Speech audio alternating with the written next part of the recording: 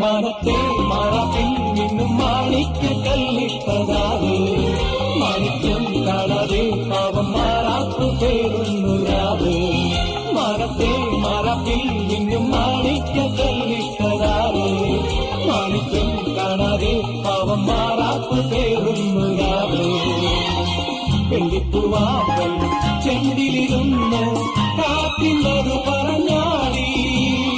കല്ലിപ്പുത്താഴം കാറ്റിലുടന്നു ആമ്പലൊന്നലിഞ്ഞാടുമ്പോൾ കൂടിപ്പോയി പരിമളം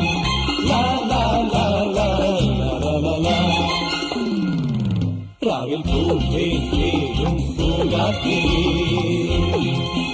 ആടിപ്പാടും